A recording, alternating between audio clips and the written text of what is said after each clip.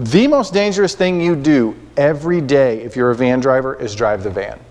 It is without a doubt the most dangerous thing you do, and it needs to be the thing that you are the most stressed out about every day. And if you don't have high anxiety every time you get into the van, you're not doing your job. You need to be nervous. You need to be worried about keeping the children safe. And if you're not, you probably shouldn't be driving if you're just taking it for granted or as just your daily routine. Okay?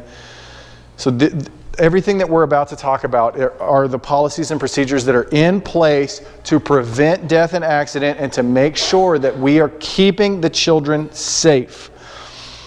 So the first thing that we're going to do is we're going to check our van book for absences. So for those of you that have never driven a van run before, even if you've done field trips, this is a little different.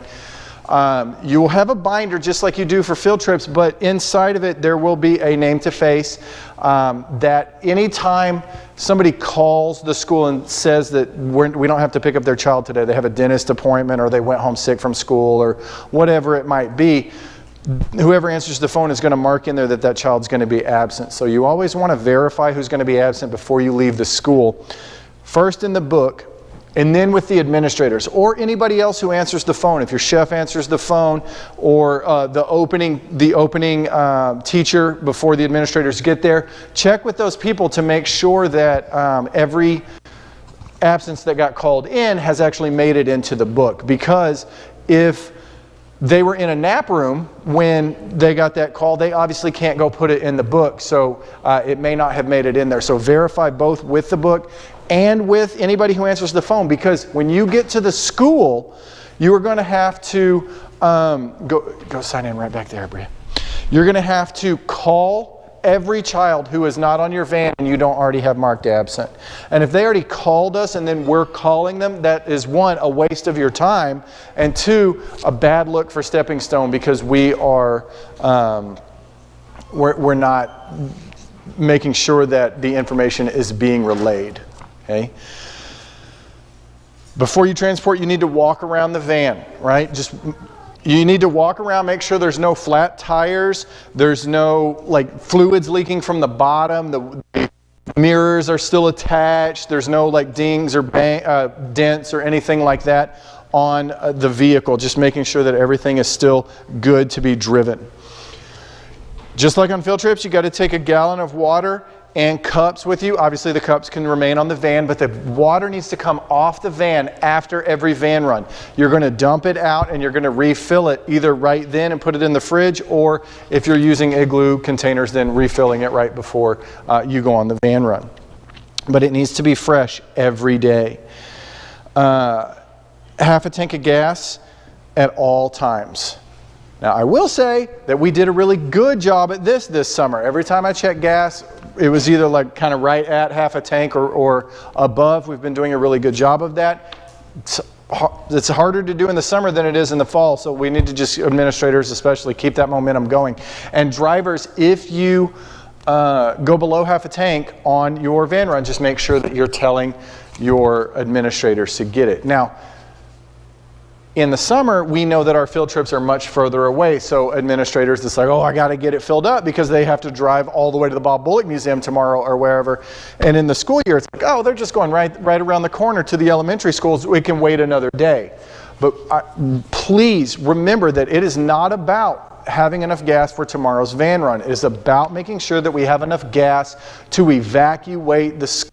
If we have an emergency evacuation tomorrow and we have to evacuate all of the children in this school to an emergency shelter, we have to make sure that our vehicles have enough gas to make multiple trips back and forth from the school to get everybody to safety. Okay, so don't think, oh, we'll be fine tomorrow. It's not about tomorrow's van run. Okay, it's about making sure we have enough gas to evacuate. Seat belts, make sure that they are snug on the children. Again, all of our vehicles now have self-tightening shoulder straps in all the vans. But if you do still have a minibus, they do have lap belts on them. So if they have a lap belt, you are going to have to go around and make sure that the lap belts are tight. Okay, you'll have to tighten those lap belts. But if you're in a van, they should, assuming that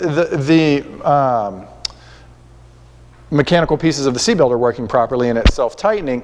Now, if you notice that it's hanging loose, then that's obviously the child doesn't need to sit there, and we need to report that so our mechanic can come and fix the seatbelt. But make sure all the seatbelts are snug on the children.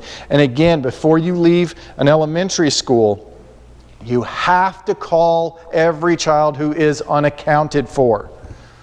You must call. You cannot assume that they're not coming. Okay, you have to make sure that you're calling to ensure that the children are somewhere safe. Okay. During transport, know your route. Make sure you know how to get to your elementary school.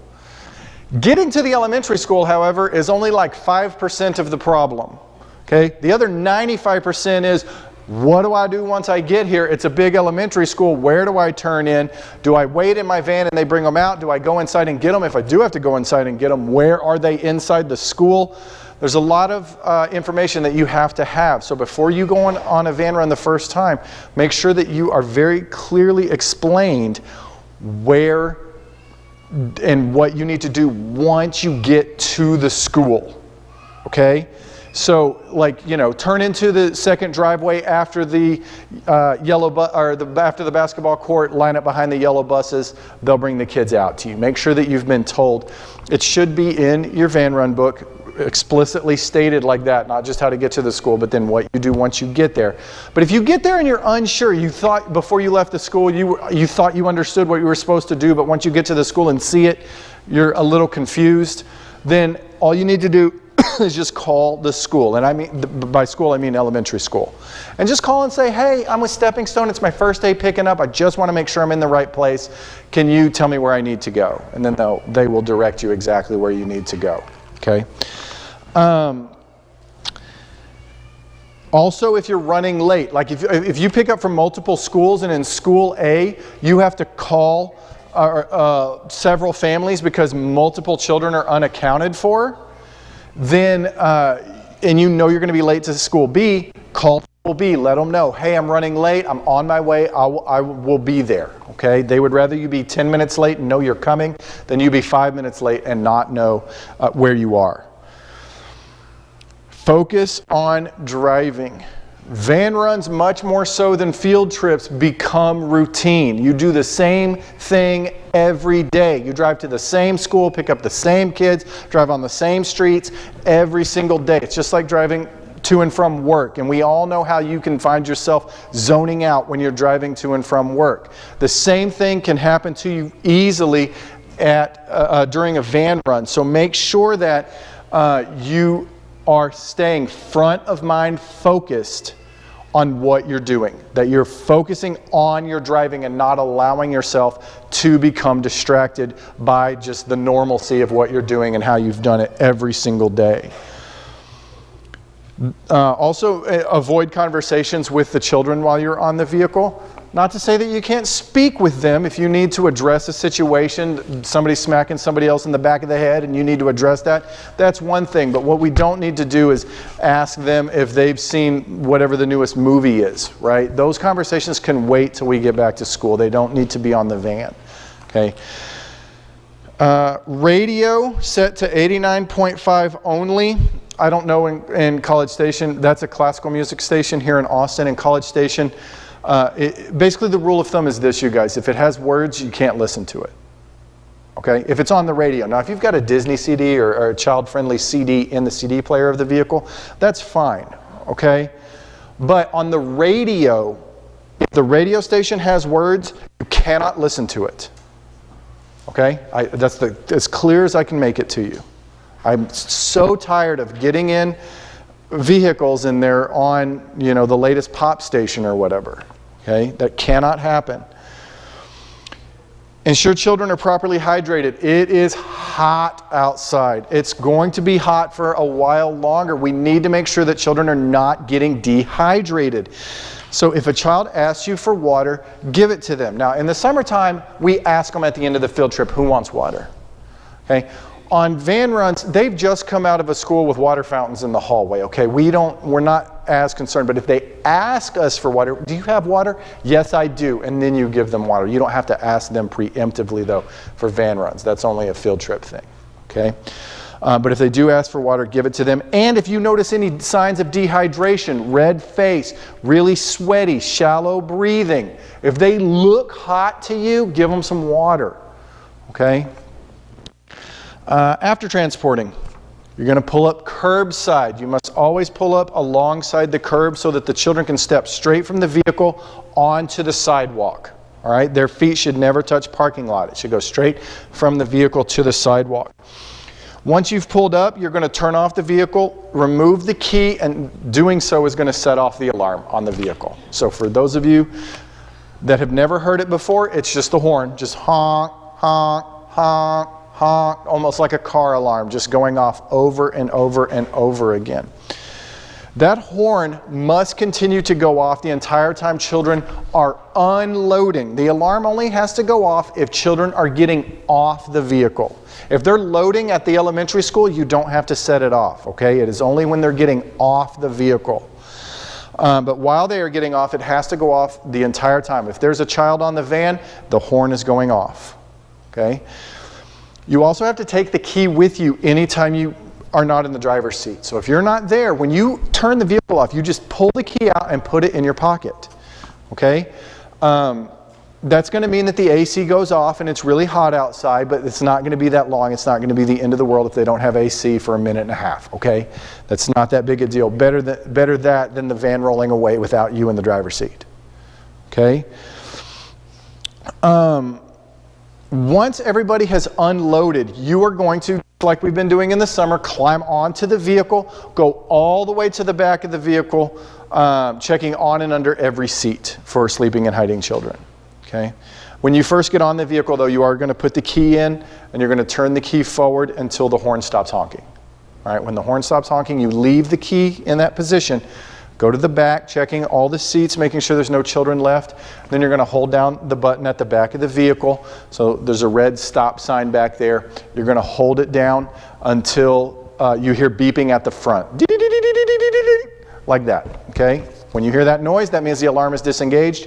There's going to be orange flagging tape. This is like yellow caution tape, but orange. And you're going to, it's already tied to the back of the vehicle. You'll grab it, bring it to the front of the vehicle, and tie it to the steering wheel. This is just a visual sign saying, yes, I've walked all the way to the back of the vehicle. I've walked all the way to the front of the vehicle. There's no children remaining on this vehicle. Once you've tied it to the steering wheel, you'll fill out the vehicle safety check, which is in your packet, and it looks like this.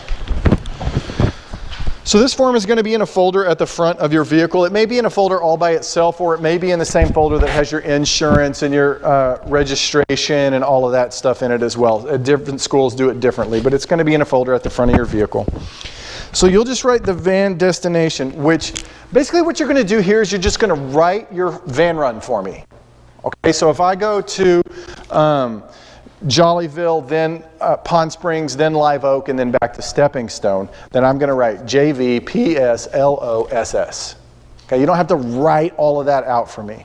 As long as it's clear what school you're talking about, you can use initials. Okay, that's totally fine. We just need to know your route, round trip mileage, just whatever your odometer says. You don't have to put 12.7 or something like that right there. Just whatever your odometer reads, put there. All seats empty, yep. Floorboard clear, yep. Windows down, yes. And then crack your windows, please. Today's date, signature of driver, and then the condition of the vehicle. If there's anything wrong with the vehicle, you'll note it here. Otherwise, you'll just put a check or write the word good. Okay. If there is something wrong, like AC blowing hot or shakes at 45 miles an hour, terrible smell, third row, whatever it may be, mark it there. And then if you do mark something there, you need to tell your principal as soon as you walk in so she can send a request for maintenance so we can get it fixed. Okay. This last box is going to be done by someone other than you. This is the double check box. So once you get inside, somebody else is going to get on the vehicle, walk to the back, walk back to the front, make sure all of this stuff has been done, and then fill it in. Okay? It says administrative check here. It doesn't have to be an administrator. It's just anybody who's had this training. Okay? So if two of you are like get in at the same time, you can check your own vans and then switch and check each other, double check each other's vans. That's totally fine. Okay, as long as somebody other than you that's had the van training checks your van, that's all that matters. It doesn't have to be an administrator. Okay, you only do this when you get back to Stepping Stone. So all summer we've been doing it at the field trip site, and then when we get back to Stepping Stone, we're only unloading one place now, and that place is Stepping Stone. So you only have to fill this out when children unload. So you're only going to do it at Stepping Stone in the school year. Okay. Okay. Right. Make sure also when you're walking to the back and walking back up to the front that you're picking up any trash that you see. Okay, just take like a plastic grocery bag with you onto the vehicle. As you see any trash on the floor, just pick it up. Okay, please make it abundantly clear to the children who are riding on your van that food is not allowed on the vans. They're hungry. They've been in school all day. They need an afternoon snack, and I totally get that. It's just that the van is not the place for that. They're going to get a snack when they get back to Stepping Stone. They just need to wait, because if we all eat Cheez-Its on the van every day, we are going to get ants on the vehicle, and you cannot escape from ants when we're driving down the street and they're in the van with us. Okay? We've got to make sure that we're not eating on the vehicle. If they have water bottles, they're more than welcome to drink from their water bottles, but that's it. Okay? No food or other drinks besides water. Once you get back to the school, you're going to use what is called the supplemental name to face. It is right here. It's the one with the highlights running down it. I'll talk about the van run name to face in a second, which you'll do when they get off the van. But once they get off the van, this is the name to face check you're going to use between the van and the classroom, basically. Okay. The checks are very self-explanatory as the child exits the van, on the porch before entering the building, at the first checkpoint. This one says at kitchen door because it was made, this one is specific to Crestview. Your first checkpoint may be somewhere a little different. Brody's first checkpoint is the porch and then this door right here. Okay, those are their and then right there. Those are their checkpoints. And then upon entering classroom or playground, it says classroom, but that could also be the playground if that's where you go first thing. Okay, and then once they get into the classroom or on the playground, that's when the classroom name to face starts getting used. Okay, and that's when but this one is specific for in between from the van to the playground or classroom, just depending on where you go at your school. Okay, does that make sense to everybody? And yes, administrators, you have to send it to me every day. I'm not going to hopefully make you do it all year. We will hopefully, if I see continued use of it the way we were at the end of last year, and it won't be hopefully super long. I mean, you'll still use it, you just won't have to send it to me. Okay. Once you get back inside, you need to touch base with your principal. So there's 3 types of issues that you might run into on a van run. The first is behavioral issues. That one's pretty self-explanatory. Somebody's acting in a way that they are not supposed to be. If that happens, we need to talk to their parents. You need to obviously let an administrator know so they can have that conversation when the parents pick up. Maintenance issues. If you noted anything on that vehicle safety check, you have to tell your principal when you get back inside. So that she, again, can have the mechanic come out to fix it. And then the last is logistical issues. These are issues with the route or getting in and out of schools. Like if you go to school A, but they won't let you go around yellow buses, so it's taking you forever to get to school B, you may need to go to school B first and then go to school A. That's a logistical problem that we need to figure out. Or if they're doing construction on a road and it's making you really slow getting somewhere and you need to find a different route, that's a logistical issue. Okay, so that's what those types of things are. Once you have parked the vehicle, you're going to walk around it one more time, again making sure that no flat tires, nothing leaking from underneath. If you see a clear fluid dripping underneath, that's just condensation off the air conditioner. That's no big deal. But if it has any color to it at all, that's an issue. Okay. Refill gas right away if you can. Administrators, if your teachers tell you that they need gas, you need to do it ASAP, because if you say, oh, I'll do it tomorrow, you are going to forget by the time that you sleep tonight and get back to the school tomorrow. okay? Make sure that you do it in the moment if you can. Drivers, if you know your van needs gas, don't just say, hey, I need gas, and then that's the end of it, okay? 30 minutes later, hey, did you get gas? 2 hours later, hey, did you put gas in that van? The next day when you get to school, did gas get put in that van? And you keep asking until gas gets put in your van. Or they might say, okay, we're going to send you 15 minutes early today so you can go get gas before your van run. All right? But don't just pass the buck. If your van needs gas, you stay on the administrators until gas gets in your van. Okay? It's not just their issue because you said something once. Right. These procedures are mission critical and must be done for both morning and afternoon van runs. Don't allow being late or routine or anything else to get in the way of you keeping the children safe. All right? Do not create a situation where you are putting the lives and the safety of the children at risk. All right? And just keep in mind, guys, especially with morning van runs, some people have a tendency to be lax, which I don't really understand because children are way more likely to fall asleep in the morning than they are in the afternoon. Okay, you're way more likely to have a child left on the van in the morning. So just be really, and it's a different group every day in the morning. All right, and you'll have your regulars, but then you'll have ones that are, sprinkled in every couple days or something like that. And so you need to make sure that at each school that you drop off at in the morning that every child that is supposed to unload unloads and that somebody didn't fall asleep on the way to the school. Okay. All right, specific equipment and documentation kept in the vehicles. You've got your binder, your van run attendance and emergency contact book. It must contain the phone numbers of all van drivers, including people who wait at the school, even if they're not on the insurance. If they are part of van runs, their name and number is in this book because you might still need to contact somebody at the school, right? Even if they're not driving. It needs to have the phone number for your Stepping Stone school and the main office. It also has to have the address and phone number for every elementary school that you visit. You have to have the van run procedures page. This is essentially the same thing as the field trip procedures page that we've all been looking at all summer. It looks like this.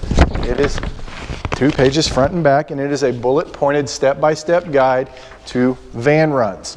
If at any point in a van run you get confused about what to do next, you just consult this document. It is in your book right at the front, and you can just scroll down to where you are, and it will tell you exactly what you need to do next. Okay? So, until you get into the swing of things, sometimes it can be hard to remember all the steps because there's obviously a lot of steps because we want to ensure the children's safety.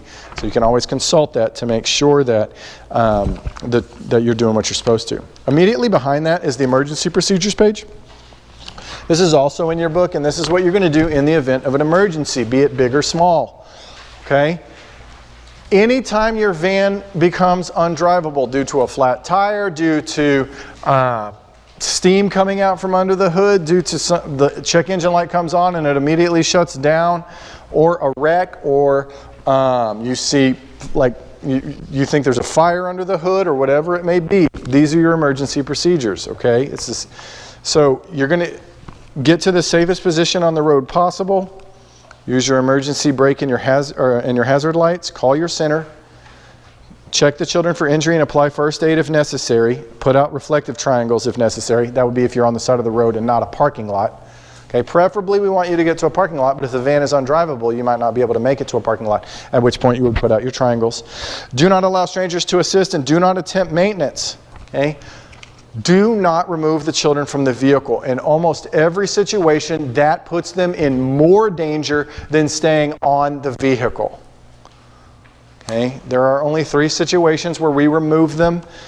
They are an engine fire, if you're stalled on train tracks, or a tornado. Or, I mean, there's obviously more than that, but those are the 3, ones that we can plan for. There could be some weird situation that, if the van starts getting beamed up by an alien spaceship, I definitely want you to unload. Okay? Even in midair? I mean, if it's less than 10 feet, I would say, yeah.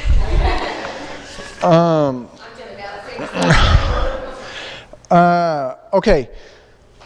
You have to have a completed van rider form for every child. When you think about vans, I want you to always remember that a van is considered a mobile center by the state. So all things that you legally have to have in your center, you have to have on the van. Okay, it's considered a mobile center. So you have to have the child's file. That's the van rider form. Okay? The van rider form is going to contain the child's name and phone number, mom's name and phone numbers, dad's name and phone numbers, emergency contacts, permission to transport the child, permission for the child to ride our vehicles, authorization for emergency medical attention, and a liability release. We cannot transport a child if they do not have this form. Okay? If they don't have this piece of paper in the book, we cannot transport them. Anytime you are told that you have somebody new that you are picking up, the first thing you should do is check your book for this paper. If they don't have that paper, then you make sure that you get it before you have to transport them. Okay? Administrators, this is part of the enrollment form for a school-age child. If you are enrolling a school-age child, you must include this document in their enrollment paperwork. Okay? We all good on that one? Okay. Now, if you get to a school on a child's first day and they don't have this piece of paper, we're not going to strand them at the elementary school, okay? We'll bring them to the school, but you need to make sure that the principal knows, hey, they don't have a van rider form. So the principal can catch the parent when they pick up and say, I have to have you fill out this paper. We cannot transport them tomorrow. Okay, but hopefully they said, you know, at lunchtime, oh, you have a new kid that you're picking up today. And you said, do they have a van rider form? And then they went, oh, no, they don't. And then they called mom and got it faxed over before we had to go pick them up, okay? But life happens, I get it. So don't strand them at the school, but that's a one-time thing. And then we have to get it from them at pickup. Okay.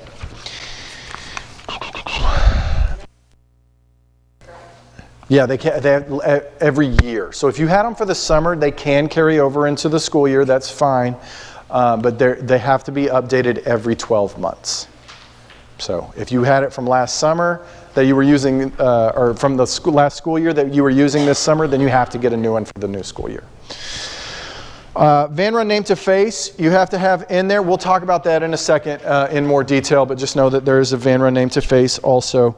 And then you have to have maps and directions for every elementary school for your whole route, okay? So if we're doing the van run that I talked about earlier, your maps and directions need to say, from Stepping Stone to Jollyville. When I get to Jollyville, how do I pick up? You pull up in front of the school, they bring them out to you, okay? From Jollyville to Live Oak, not from Stepping Stone to Live Oak, because that's not my van run. I go to Jollyville, then I go straight to Live Oak. Then at Live Oak, how do I pick up? Then from Live Oak to Pond Springs. At Pond Springs, how do I pick up? And then Pond Springs back to Stepping Stone. Does that make sense? It's not Stepping Stone to Jollyville, Stepping Stone to Live Oak, Stepping Stone to Pond Springs. It has to be the directions for your whole route. And then included at each school, what do I do when I get to the school? Now, if you're printing off Google Map directions, that's totally cool, but I just need you to handwrite in there what you do at each school. Or if that's too messy for you, then you can type out a Word document with step-by-step directions and include in there. When you get to the school, turn into the driveway after the basketball courts and line up behind the yellow buses. They bring the children out to you, or whatever it is, okay? Everybody has to have a book, whether you are driving the vehicle or waiting at a school. If you are in charge of children during a van run, you have a book. Just like every van has to take a book for field trips, except now if you're supervising children at a school waiting for the van to come, you have to have a book too, okay? Any adult that goes on a van run needs to have a book. And the book has to have all of that stuff that we just talked about. Okay? Not just a clipboard with van rider forms and a name to face if they're waiting at a school. It has to be a complete, full book. Safety materials, fresh water in cups, we already talked about. And then there is a second gallon of water that just stays on the bus for the radiator. You guys, you're never going to be asked to do any maintenance. We just want to make sure that that exists for the guys that do have to do maintenance in case they need it. Okay? You have to have a complete first aid kit. It has to have all 10 items required by the state in a complete first aid kit. We check on that. gloves, cotton, Band-Aids, gauze, tape, disinfectant, scissors, thermometer, tweezers, and a first aid guide. Those are the 10 things, okay? So it can't just like your classroom has disinfectant, Band-Aids, and cotton balls, and that's probably about it, right? The van ones have to be complete. They have to be like the one in the kitchen that has everything in it because it's a mobile center. You have to have a complete first aid kit. You have to have a fire extinguisher just like you do in your center, and it has to be charged, inspected, and mounted. If any of those things are wrong, then we just have to let Susan know, so again, we can get our mechanic to come out and fix that stuff. Okay? You have to have booster seats in a van or harness in a minibus. I'll talk about the rules for those in just a sec. Yeah, Janelle? Where do the extinguishers need to be mounted on? It's different for every vehicle. They just have to have a mount that is secured to the vehicle. They can't be like loose in the cab. So most of the time it's in between the driver and passenger seats, but sometimes it's like underneath the dashboard on the passenger side. It's different. It just depends on the shape and stuff of the vehicle, but they do have to be secured to the floorboard of the vehicle with, and then the fire extinguisher in the mount. Okay. You got to have your sticker, your registration and inspection sticker. It obviously needs to be current. And then you'll have an emergency folder. A lot of times this is the same folder with the vehicle safety checks, but not always. Just depends on how your principal likes to do it. And this emergency folder is going to have your liability insurance card, your accident procedures, which are, I'll show you what those look like. They're at the very back. They look like this. It says Accident Information Report, and it's just a 3-page document that asks for all the information we would ever need if your vehicle is in a wreck. Okay? So that will be in there, and then it's going to have your registration receipt and your inspection report in there as well. You have to have a communications device with you when you drive, so you need to take your cell phone with you. So teachers, you guys are leaving your cell phones either in the principal's office or in your car. You need to make sure that you're taking those with you, that you're grabbing them from wherever they are before you go on the van run. Okay? And then obviously you have to have your driver's license. You can't drive without a driver's license. Safety in and around vehicles. Specific vehicle safety. So booster seats for all children under the age of 8, they have to ride in a booster seat in a van. Not minibuses, not big buses, but in vans specifically, children under 8 have to be in a booster seat. Okay? Booster seats have to be used in conjunction with shoulder straps. They can't be used with lap belts, which is why we don't use them in minibuses, because minibuses, for the most part, only have lap belts. There are a couple out there that have shoulder straps, and you can use booster seats in a minibus if it has shoulder straps. You don't really need to, though, except unless the child is under 5, because in minibuses, only children under 5 have to have special seating, and that would be a booster seat if the minibus has shoulder straps, or if it doesn't, then they have to have a 5-point harness that we attach to the seat. Okay? And then in big buses, in our 2 large buses, children under 4 have to be in a 5-point harness in every vehicle. They can't even be in booster seats. They have to be in a 5-point harness in every vehicle. That doesn't apply to van runs anyway, because we don't pick up kids under 4, but just so everybody knows what the law is. Children may not ride in the front seat. You have to be over 12 to ride in the front seat, and we don't care for 13-year-olds, so that's a moot point. Okay? No, you can't ride in the front seat. No children. Child safety alarm is required by law. Right? The law says you have to have a device that you disengage at the back of the vehicle that forces you to check for children. For us, that's the horn. Okay? If that horn's not going off, if you don't have to go to the back to disengage it, we are out of compliance with minimum standards. You need to report that immediately so that we can get it fixed. Okay? Plus, the children are not as safe if that horn is not working, because 1, we're not alerting other drivers that we're unloading. That's the point of the horn, so other people pay attention and are safer around our vehicles. And 2, you're not being forced, not that you're not doing it anyway, but you're not being forced to walk to the back of the vehicle. So we want to make sure that we're keeping the children safe, so report that. Backup beepers, same thing. We want to make sure we're staying safe. Over 90% of the accidents that happen in vans happen in reverse. Not just child care vans, but any van, plumber van, church van, just guy owns a van. 90% of accidents in vans are in reverse. So it's very important that we have that backup beeper, okay?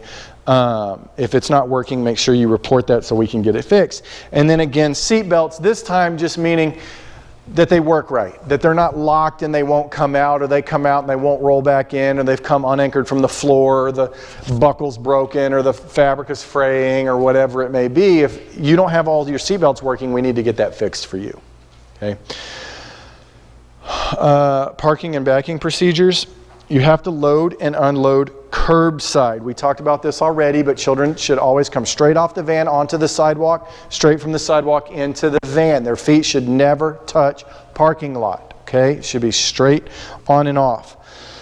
You always must park in a way that allows you to pull forward out of parking spaces, which in van run time, basically the only place you're parking is your school, which means you're going to have to back in so that you can pull forward out of the parking space. Because again, dangerous to back up in a van, much safer to pull forward into the parking lot than to back into it, okay? You're not likely to hit somebody in a parking space you just saw was empty, okay? And then don't park with children in the van. Unload at the front of the school, then go park, okay? Safe driving skills. Maximum speed limit is the posted speed limit. You guys are doing a really good job driving the speed limit. Thank you. Continue to do so. Stay in the slow lane as long as you safely can, in the right lane. If you have to turn left on a 4-lane road, at some point you are going to have to be in the left lane. Just wait until, I don't want to say the last moment, that's not what I mean, but stay in the slow lane as long as you can and then move over before you need to turn, and then turn left, okay? If it's really bad traffic, maybe that's a mile or so before you have to turn, and that's understandable, but just use good common sense, stay in the slow lane as long as you safely can. Obviously going to be driving through a lot of school zones when you're going to pick up at a lot of schools, okay? Be aware of where the school zones start and stop, and when the school zones start and stop. Do not represent Stepping Stone School as the company that speeds through school zones. That is a really bad look, okay? Make sure that you're being really safe in school zones. And then railroad crossings, if you do approach a railroad crossing, our vehicles don't say that they stop at all railroad crossings, so you don't need to stop, but I do want you to slow down as you approach the railroad crossing and roll down your windows so that you can both look and listen for a train. Okay? All right. If you need to address something really serious with the children, you need to pull over to do so. If it's more than like, hey, keep your hands to yourself, and you need to have a conversation with the child because they are just out of control or whatever, or somebody's throwing up or whatever it may be, you need to pull over to address that situation. Okay? You may not use your phone ever when the vehicle is in motion. For any reason, you may never, ever, ever use your phone while driving. Okay? If somebody's calling you, pull over, turn on your hazard lights, then you may answer the phone. If they missed you, then just call them back. Okay? If you're a driver calling another driver, and they don't answer, it's obviously because they're driving. Don't like hang up and then start driving again because they're going to call you back and then you can't answer because you're driving. Stay put for a second and wait for them to call you back. Or if it's not dire, then you can send a text so that they can look at it when they're stopped. We don't have to like time up or pulling over. If you have to use the map, okay, when I say no phones, that includes GPS. You may not use your phone. If you get lost, which we all do, it's fine. Just pull over, pull up your map, see where you need to go, put the phone away, then continue on. Okay, but you cannot use your GPS while the vehicle's in motion. Check all mirrors every 30 seconds, just like they taught you to do in driver's ed. Just check all 3 of your mirrors, and then leave 4 seconds of driving space between you and the vehicle in front of you. Meaning that when the vehicle in front of you's back bumper passes something on the side of the road, a tree, a sign, anything that doesn't move, just start counting 1, 1,000, 2, 1,000, 3, 1,000, 4, 1,000. Then your front bumper should pass that object. Okay? Right. Using the name to face. So everybody go ahead and turn to your name to face form, which I believe is on the back of the Van Rider form, if I'm not mistaken. Yeah, it looks like this. It says Great Oaks on it. Ignore all the drop-in only. It's because it's still summertime and these kids are coming back for the school year. But basically, the most important thing to remember when using the name to face is that children cannot pass through the door of the vehicle until you call their name and check them off on this document. So when they're getting on the van, they're going to line up at the van. You're going to call their name. Carter, mark him in the pickup column, and then he gets on the van. Okay? Soham, then check him off, then he gets on the van. Elsa, check her off, then she gets on the van. Okay? And then once everybody gets on the van, then you're going to count how many check marks you have, and you're going to write that number at the bottom of pickup. Okay? Then you're going to count how many little heads you have on the van, and if that number matches, you're going to circle it or draw a smiley face or put your initials or draw a flower, whatever makes you happy. Okay? Anything to signify, hey, my number here matches how many heads I have. If that's good, then you're good to proceed, as long as everybody has either a check or an A if they called and told us that they were going to be absent that day. Okay? If, however, you have a child that doesn't have a check or an A, meaning we don't know where they are, you have to put a circle in their box. Okay? A circle denotes a child who has unknown whereabouts. If you have a child of unknown whereabouts, you have to call, using their van rider form, every phone number you have for them until you get a hold of somebody who confirms that that child is not riding that day. Okay? You cannot leave a school until you have confirmed with someone on the van rider form that the child is not riding. Not a teacher. Okay? Because teachers have told us in the past that a child went home sick when they were on the yellow bus headed home with nobody to meet them there. Okay? We do not trust what the teachers say anymore because that has happened multiple times. You must get a hold of somebody on the van rider form. If you get a voicemail, you always leave a message. Hey, this is Mr. Tyson with Stepping Stone School. I'm just calling because Peyton didn't get on the bus today. I just wanted to make sure that he wasn't supposed to ride. Please give me a call back and confirm. Okay? And every voicemail, same message until somebody calls you back.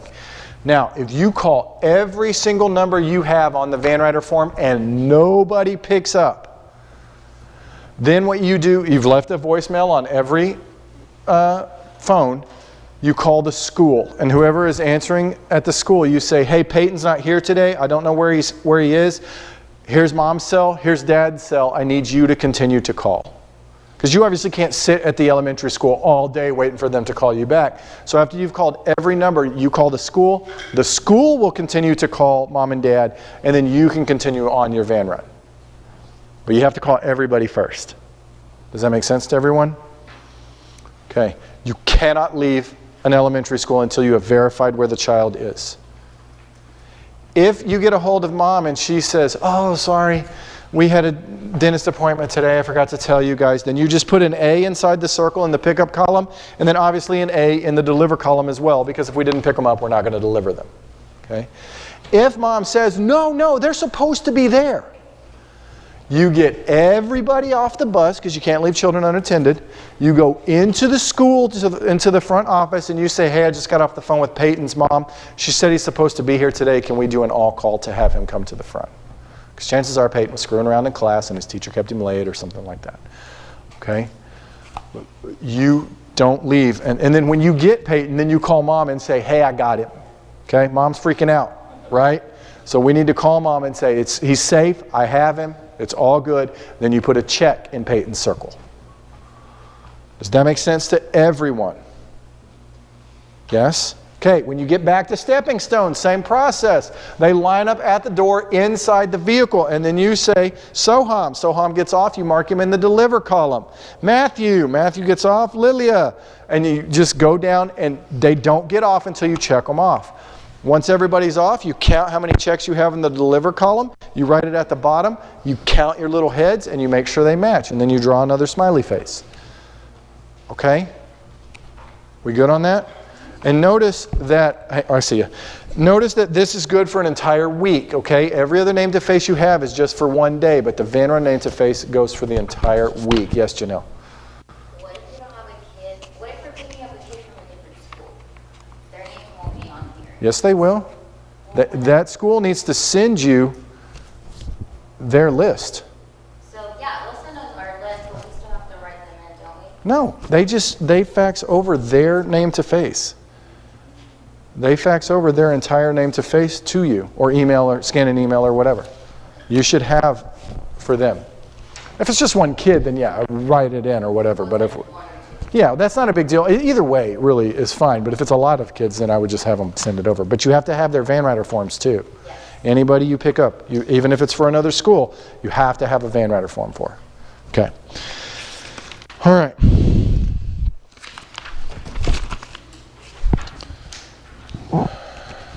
If you are what we call a site supervisor, somebody who waits at the school until the van comes. So say I'm using that same van run that we were just talking about that goes to Jollyville, then Live Oak, then Pond Springs.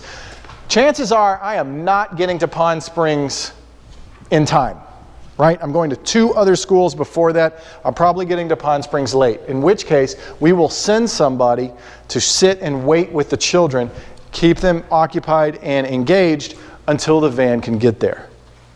So if you are that person, the site supervisor, waiting with the children, you need to engage the children. You need to do it in a way that is, 1, calm, and 2, quiet. But it still needs to be engaging, because if they get bored, then they're going to start acting like a bunch of crazy people, and that is, again, not a good look for Stepping Stone if we can't maintain our children. Okay? So you need to play games that are calm and quiet but still engaging. My personal favorite is the game Telephone. Everybody know the game Telephone, where you like line up on the wall and whisper a phrase all the way down and it comes out completely wrong at the end? That game can be played with our backs on the wall, which is super nice, but it's really engaging for children. They have a great time playing it, and it's quiet. It's a great game to play at an elementary school. But you can also, I mean, obviously the quiet game, that one's good. That one lasts for like 5 minutes, and then everybody's tired of that game. But Simon Says is fine, as long as they're not like doing backflips or something. As long as we're like touching our nose and patting our bellies, Simon Says is good. Heads Up, 7 Up. Any of those games are fine. Okay? All right, and we talked about the supplemental name to face already once you get back to the school. Section 8 here, you have to call children of unknown whereabouts. You cannot, I cannot stress enough, you cannot leave an elementary school until you have confirmed the whereabouts of every child that you are supposed to pick up. Or in the event that you have called every phone number you have, left a message on every voicemail, and you have called your school and they are continuing to call. That's the only time you can leave if you don't know where a child is. Okay? Driving takes concentration even without children. When you add 13 monkeys to that mix, it gets very difficult. Okay, you must stay focused on what you are doing. If you allow yourself to become distracted or zone out because you're falling into a routine, that's when bad things happen. Do not put yourself in a position where you allow something to happen that you will regret the rest of your life. Okay? Stay safe. Stay front of mind focused on what you are doing. Constantly, consciously thinking about what you're doing. Okay? Accidents, be safe. Drive defensively. If you are even a little bit worried, vans are big. They're hard to maneuver. If you're a little bit worried about not having enough room, stop, readjust, and then do what you're going to do. Don't try to hope that you fit or squeeze in there, or you're not going to scrape against the side of whatever it may be. Okay? Please be cautious. Over 95% of the accidents that happen in Stepping Stone vehicles happen in parking lots. Over 95%. That's where you're going to be doing a lot of driving in van runs, is in parking lots. Please make sure that you are being super cautious when you are in parking lots. Double check that you're good to pull out before you do. Make sure that you have enough space to pull into a spot on the curb. All right? Just please be safe. No reason to speed, no reason to run red lights. If you're going to be late, be late. Like I said earlier, if you know you're going to be late to your second school, call them and let them know. Okay, just let them know you're on the way.